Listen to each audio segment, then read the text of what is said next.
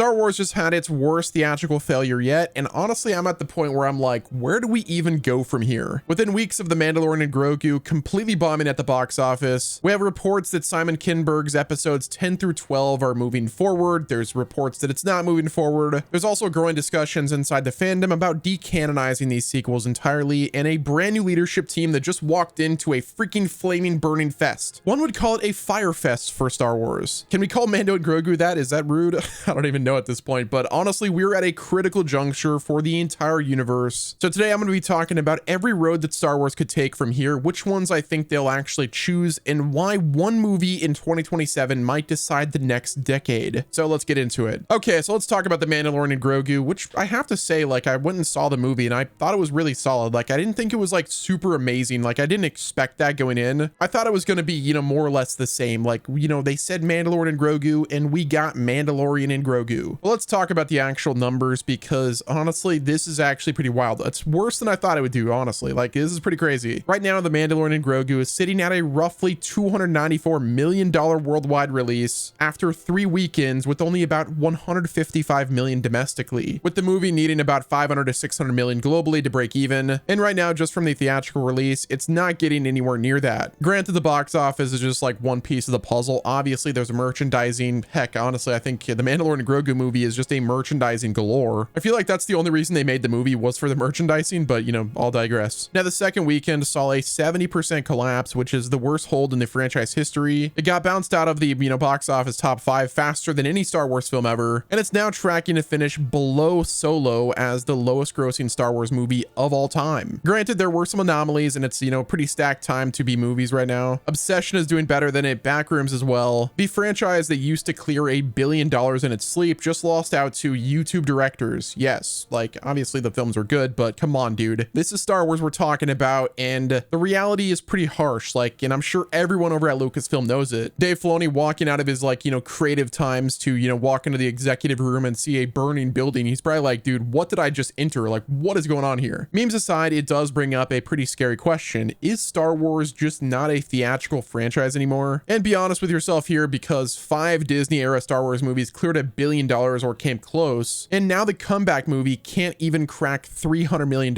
after 3 weeks. But here's the thing though, like, I might sound like I'm dooming and it's like Star Wars is dead, it's never gonna recover, blah blah blah. Here's my take that might differ from the, you know, typical doom crowd. I honestly don't think this changes much for Disney internally, and I know that might sound, you know, pretty crazy, but hear me out, guys. Like, just, you know, work with me. The Mandalorian and Grogu was always a really weird test case for them. It's a continuation of a streaming era show. Thanks again, Bob Chapek, you know, and my buddy, you know, Bob Iger, for doing all this stuff. Gotta love the Disney Plus era. I knew that was gonna work out really well, but this movie was starring characters that people already associated with watching for free at home, or, you know, obviously free, quote unquote, but on Disney Plus at home. And for some reason, they decided to cancel the season 4 plan and just turn it into a movie instead. Now, theater owners, like, obviously rejoice because they found it like, hey, this is money that we wouldn't normally be getting, because Disney could have just dropped season 4 on Disney Plus, and theater owners would just be out of that money. Now, the lesson that I think Lucasfilm is going to take from this isn't that Star Wars is dead in theaters. The lesson really is Disney Plus spin-off movies don't work in theaters. But like, Disney should have already known that, because they've already tested it many times. Like, look at the MCU at this point. Marvel learned the lesson with, like, the Marvels. But, and I say this with a pretty big but, and I can't lie to you guys, the margin for error for Lucasfilm is now basically 0. Everything that's greenlit, every creative decision, every announcement from this point forward is all going to happen in the shadow of the biggest box office failure for Star Wars, which is why the next part really matters a lot. Okay, so that brings us to the Simon Kinberg trilogy, because this right here is where the future gets really crazy and like a little bit shaky and almost like terrifying. Like, it is pretty terrifying. Now, we've known about the prospects of a Simon Kinberg trilogy for quite a while, and the whole point was that they would, you know, function as episode 10 through 12 of the ongoing Skywalker saga. Like, we've heard that all the way back from like November of 2024. It was being treated as like a brand new saga, but then now we're hearing that it's a continuation of the numbered, you know, Skywalker saga. But it's been so long without any updates. My take is this, like, are these things even real? Like, is this, you know, trilogy even happening? Even in Kathleen Kennedy's own exit interview, she said this, and I quote, "He wrote something that we read back in August and it was very good, but not there." She admitted that they pretty much upended the entire story and went back to a 70-page treatment. So the script got read, got rejected, got rebuilt from scratch, and now it all sits in limbo while Dave Filoni and Lin Brennan take over Lucasfilm with with a box office flop in the background. So if I put myself in their shoes, like in, you know, Dave Filoni's shoes and Leno and Brennan, we've got the biggest box office flop in history, and then someone hands you a treatment for 3 more Skywalker Saga movies. Are you really gonna like sign off on that right now? In my opinion, I don't think that trilogy is ever gonna see the light of day, like straight up. And honestly, that's probably for good reason. But this is the part that I really want to hammer home. Like, I already feel like we are already at a crossroads, but now more than ever, especially after the flop that was Mandalorian and Grogu, we are at a critical juncture for the entire universe, because every possible road is on the table at the same time, and they are all pointing in different directions. We've got Road 1 that leans in on, you know, Rey's future, which that's been in, you know, development forever, which I don't think is going to see the light of day either. And if these Kinberg movies really are, you know, episodes 10 through 12, well, then the post-sequel era becomes the franchise's entire bet. Everything builds forward from the rise of Skywalker, Rey becomes the face of the next decade, and Lucasfilm essentially doubles down on the most divisive trilogy that they've ever made. Now, Road 2, we've got the full reboot, and if you guys watched my last video, you know I mentioned the growing discussions about, you know, potentially decanonizing the sequel trilogy entirely. Well, that conversation has gotten even louder ever since the box office numbers came in, and honestly, I get it. Like, a clean slate is the one move that, you know, kind of lets the new leadership say the past is the past and kind of move forward, but it's also the nuclear option. You would be telling an entire generation of fans that those movies that they grew up on don't count. You'd be like admitting publicly that Disney's first decade with Star Wars was a creative failure. That's not something that, you know, a company is willing to swallow that easily. But here's my honest concern, and honestly, this is the part that worries me more than either road. At this point, I don't even know if mainstream audiences care anymore. The hardcore fan base will debate canon and reboots until the freaking death of the universe, but the general audience, the people who made The Force Awakens a $2 billion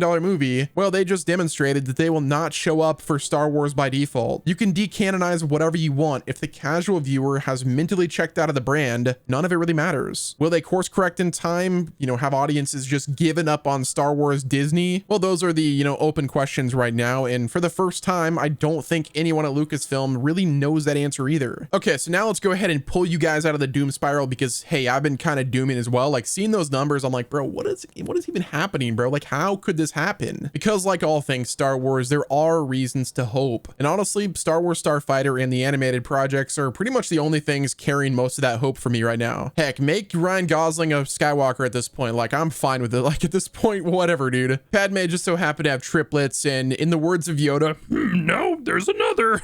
What am I even doing with my life right now, bro? But yeah, obviously for me, Starfighter is literally everything. The Mandalorian and Grogu was solid. Like, I enjoyed the movie, but that was not going to move the needle. Starfighter is an original standalone story set 5 years after the rise of Skywalker in an era that we've never seen on screen, with no streaming homework required. Sean Levy is coming off of, you know, Deadpool and Wolverine, which was a critical success. You've got Ryan Gosling, who's also, you know, straight up killing it out there. Plus you've got Mia Goth, Matt Smith, Amy Adams, and Aaron Pierre in the cast. Filming wrapped up, you know, back in December, and it's releasing in theaters on May 28th, 2027. So we have a real movie star, a director that's proven, and a clean entry point with no baggage. If anything proves that Star Wars still works on the big screen, it's this movie. But the same could be said about the flip side as well. Like, if Starfighter fails with all of those, you know, expectations that are lofty, then the quote unquote Star Wars is a streaming franchise argument is basically winning by default. And on the animation side, be real with me, guys, that's where Star Wars has been, you know, successful for years. It's kind of why I'm glad that, you know, Dave Filoni is running things. Like, Maul Shadow Lord was a huge success on Disney Plus. Season 2 is already moving forward. Sam Witwer says it's not going to take long. Speaking of Sam Witwer, like, please give me a Star Killer, like Force Unleashed. Like, what are we doing here? Like, put him in a live action movie. He deserves it. He understands the assignment, and like, make it happen. The Filoni era animation pipeline keeps on delivering, while the live action, you know, side is like tripping over itself consistently. But here's the thing, as I've mentioned before, Star Wars Celebration next year has an absurd amount of heavy lifting to do. Just think about everything that it has to accomplish, like resetting the narrative after Mando and Grogu, sell Starfighter to the world with a full trailer, I'm guessing. Give us an idea about the future of like Star Wars in terms of trilogies. Is the Kinberg situation continuing? Is there going to be a Rey movie that happens? Answer the reboot question, or at least, you know, kind of calm it down. And of course, do all of this while celebrating 50 years of the franchise. So no pressure, guys. You know, hopefully you guys crush it. So that's where we're at. The fallout has been real. The Kinberg episodes 10 through 12 are reportedly stalled, but there might happen. I don't even know, bro. But that's going to wrap it up with this video. Let me know what your thoughts are down in the comment section. Hit the like button if you enjoyed, sub with your noties on, and until next time, this has been Wes, and I will talk to you guys on the other side of the world. May the Force be with you.